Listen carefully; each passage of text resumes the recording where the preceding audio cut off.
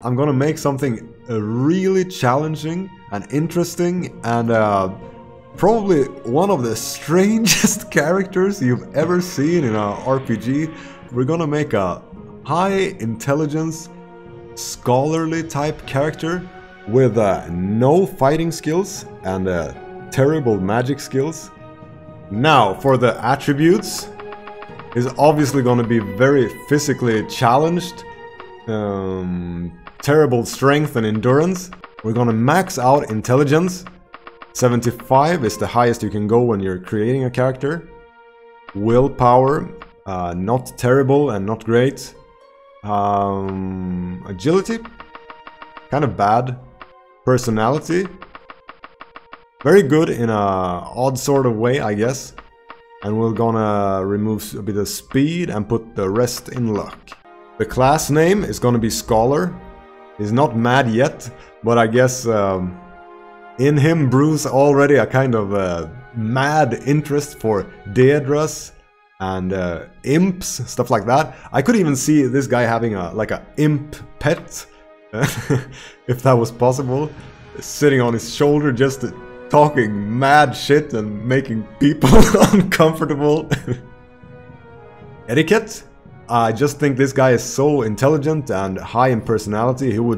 His natural ability is like manipulating people and talking to them. Yeah, dealing with people. Major skills, Dragonish, and I'm gonna go with Orcish. By the way, guys, if it's not obvious by now, I'm not taking the most useful skills. I'm going for what I think. That's such an understatement. I'm going for what I think he would be interested in or what I think he would be good at. So that's my criteria. I'm gonna go with Streetwise, since for the same reasons as Etiquette. So for our minor skills, I'm gonna start with the only magical skill we're gonna choose. And that is Mysticism, just because I think this guy would be interested in that, trapping souls and making magical items, stuff like that.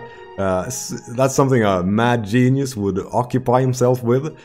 And also I'm gonna make a rule for myself that I don't use any spells from any schools of magic outside of Mysticism. So no destruction or alteration, stuff like that. No fireballs or levitate.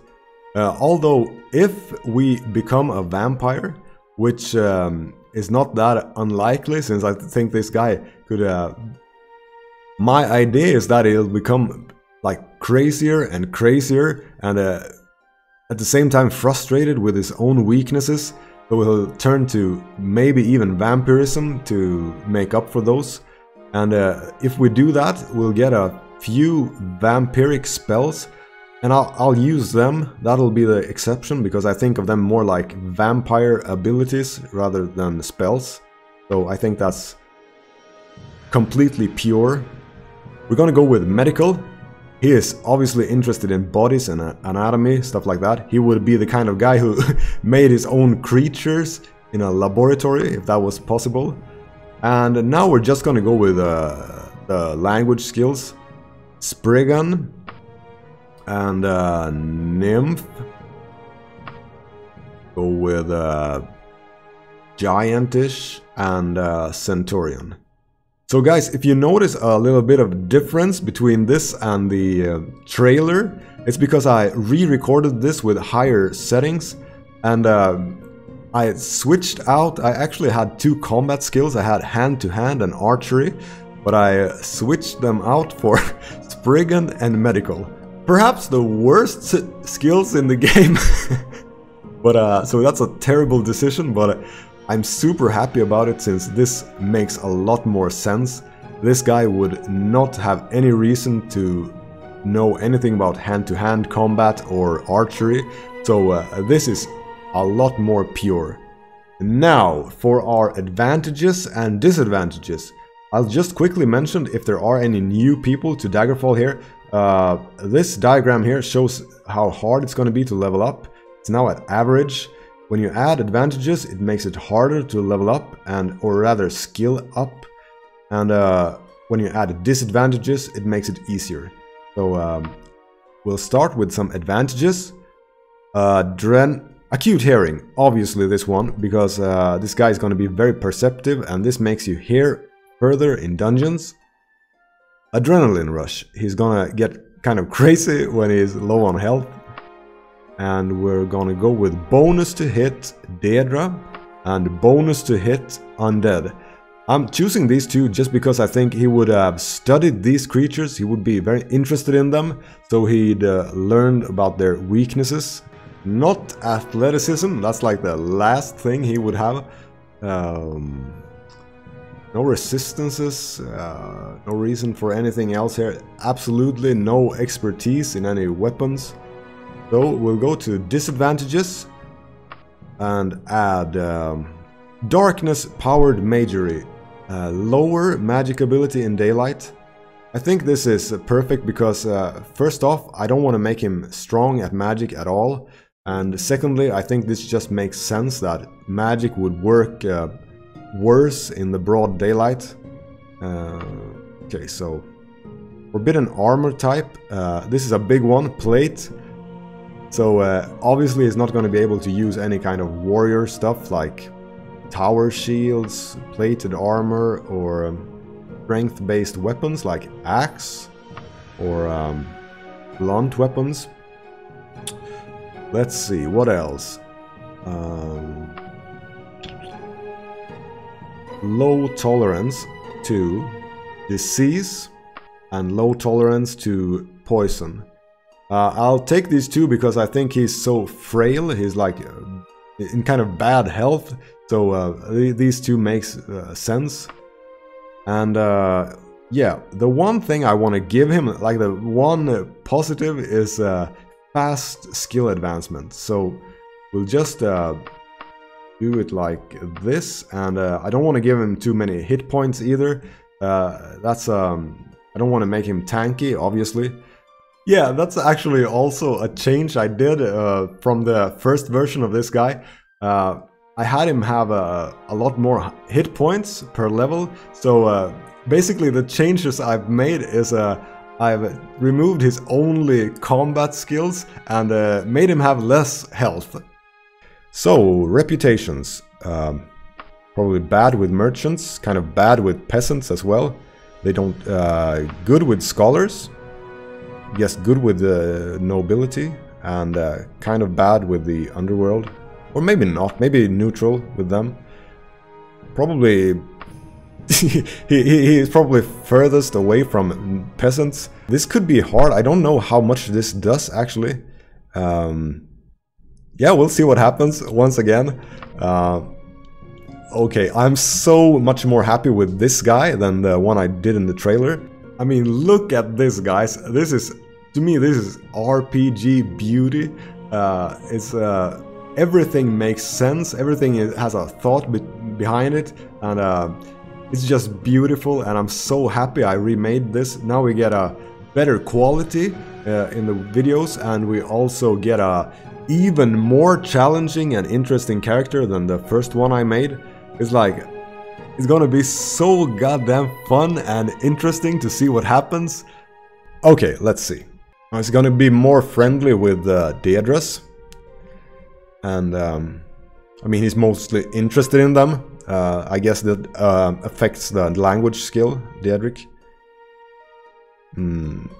You have the most personal hatred for probably stupid peasants. You are intimate friends with... this is gonna be either a monk or mage. I guess mage. What god, if any, do you worship? Julianos, god of logic. And knowledge. I mean, he's gonna join the Temple of Julianos as well. The god of knowledge and... yeah. Okay, you have the most trouble resisting poisons. Well, I guess we're gonna have the most trouble fighting without magic. So, yeah, that's gonna be a big problem, so we'll take that. Yeah, I looked up some common Breton names, and we'll go with Tristane. Just, there's no reason to have a especially mad, genius-sounding name, because it's normal people with normal names that get mad. Well, I chose this face last time. We'll take it. Okay, let's see. Yeah, we'll go with this roll. Seems good. Don't want it to be too good either. I like to keep strength and endurance like below 30 because just looks so terrible. We'll do that, and yeah, he's a bit lucky, and I guess he's strong-willed. Okay, for role-playing purposes, I'm gonna put more in willpower because he's so madly obsessed with things. Nothing can stop him really, so we'll do that. Okay, this is weird. I thought this would be higher, but anyway, we'll put them in D.R.E.A.M and Impish. Those are his biggest interest. Here we're gonna go with Dragonish, I guess. He's not that interested in Orcish or Streetwise, he's just good at it. And here we'll just, I guess, spread them out. I think he would be mostly interested in Mysticism and probably Medical Anatomy. Yeah, we'll... nah, I'll spread this out. I can't decide which one is probably equal interest. And of course, very high reflexes. That's a very high difficulty. Yes, of course. What could possibly go wrong? Okay, the perfect mad genius. I'm really happy about this. Okay, we will enable we'll enable wilderness encounters and fortress encounters and city encounters, and we will enable warm ashes. It's a great mod, like I said before. Okay, once again we wake up in this room and we crashed with our boat. We were on our way to Daggerfall and there was a huge storm, and now we're, I think, washed up in some cave or dragged there by privateers or something. Either way, we're in this dungeon. The wilderness has more life. The strong armies begin to claim the strongholds of the world. The cities of High Rock and Hammerfell become more lively. You feel as if the world just become more dangerous. Ah, that's perfect. Thank you, Warm Ashes. We're running Perpetual Quests by JH. It's part of the quest mod. Okay, we'll just save over my last character here. Okay, nice. I'm so happy about this. Let's see what we got. Do we have anything? Well, obviously we're not going to use longswords a lot, but if we were stranded in a cave and had nothing else, we obviously would try to fight with it, even though we were just an athletic scholar. But actually, I don't think this makes we'll have any chance.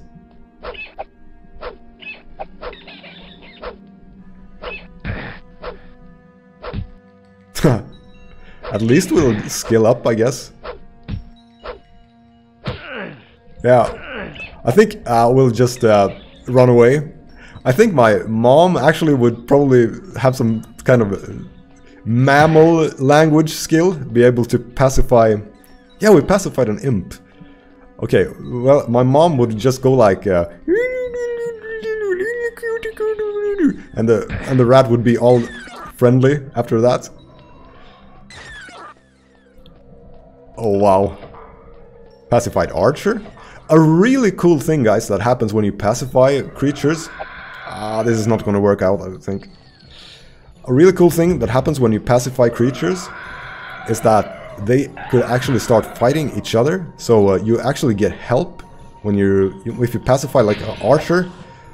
Wow. I'm all hyped up. Yes, come on. And let's hope there's no goddamned warm ashes ambush out here. We'll just run away quickly. I think we made it, guys. I think we made it. Nice. Nice. Wow. Yeah, where was I?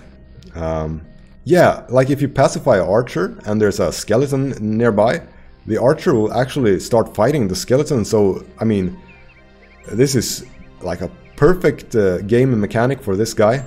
What the hell? Enemies nearby? Oh, we'll have to run away from a rat. Okay, so anyway, I think it's the perfect game mechanic because I imagine this guy would like manipulate the archer and like, come on, fight the rat, and make them do stuff. So it's perfect.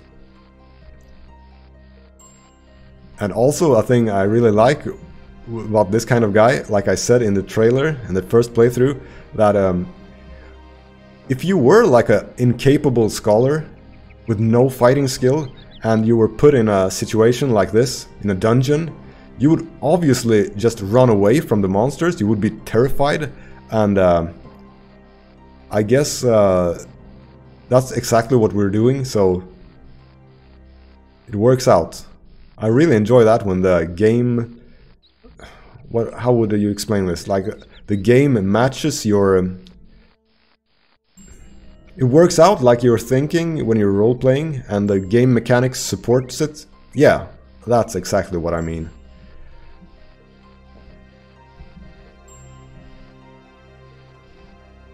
Okay, so we're in Gothway Gardens now. We'll just rest, and then we'll go join the Archaeologists Guild. And yeah, that's the start, I think. And then we're just gonna try to... Okay, you get no response. What the hell? He wants no customers. We'll try this tavern instead. Oh, it doesn't have time for my type. Is this probably because I put my reputation so low with peasants?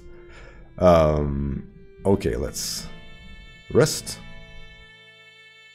Oh, my regeneration rate is so goddamn slow. Look at this.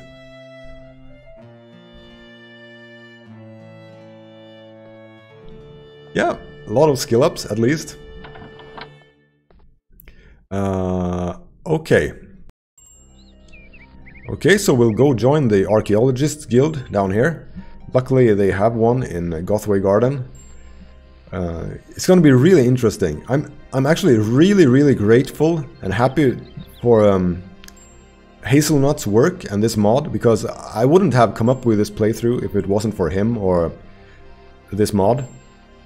The idea of using like a high intelligence language based character is like a completely unique idea in all of RPGs, I think, at least. So it's super cool. Yes, you seem like a suitable candidate to assist us in the kind of fieldwork we require for our research. They offer language classes, and once we rise in the ranks of this guild, we'll be able to buy charges for the locator device. I'll show you the locator device later. It's basically a thing that helps you find quest targets in dungeons. For now, we'll only get one charge for each quest we do here. Beyond fieldwork, our higher ranks are open to the more accomplished scholars among us. So at first we'll be just like a field assistant, and later on we'll be more of a scholar in the guild. Note, only those with sufficient intellect will be promoted. That's the thing I talked about in the mod episode. It's a great mechanic. You can't like rank up in this guild without being very intelligent as well. So it's perfect for this guy. Okay, we'll get you started on fieldwork as soon as possible. You'll begin your archaeologist career with the title of field assistant. However, with hard work and dedication, I'm sure that you'll be recognized for promotion soon enough. We also got a mark of recall, which is great since we're using tedious travel. I'll show you guys the rest of the guild as well. Here they have a locator charge seller. Can't use that at the moment. We need to rank up. Recall mark repairman here, and identifier. This guy will have free identification once we rank up enough. We have the potion maker, a potion seller, and in the first house here we have a D.R.E.A.M summoner here, the quest giver lady here in purple. This boy is just a boy sitting on the floor. Okay, I need a bodyguard right now. It's the wrong guy to ask. I'm sorry. I need a bodyguard myself. Maybe this guy could be my bodyguard. Okay, and here we have the trainer. That's the Archaeologists Guild. Okay guys, I'll just end the episode here. Keep it like a short introduction. In the next one, our adventure really begins. Yeah. I must say though, I don't really know how. We basically have no gear, no gold, and no means of getting gold either. It's like we have no... can't kill anything. I doubt we can do any quests. I guess maybe we could do some like delivery quests, but then again, we have a tedious travel on, and we don't have a horse, and this guy has like terrible stamina, no endurance at all, so we'll probably just get exhausted somewhere in the wilderness, eaten by rats. So anyway, all of this just makes it so goddamn interesting to me, and I think this whole series is going to be absolutely great. If you think so as well, please like and subscribe so you don't miss it. And I'll see you next time. Thank you so much for watching.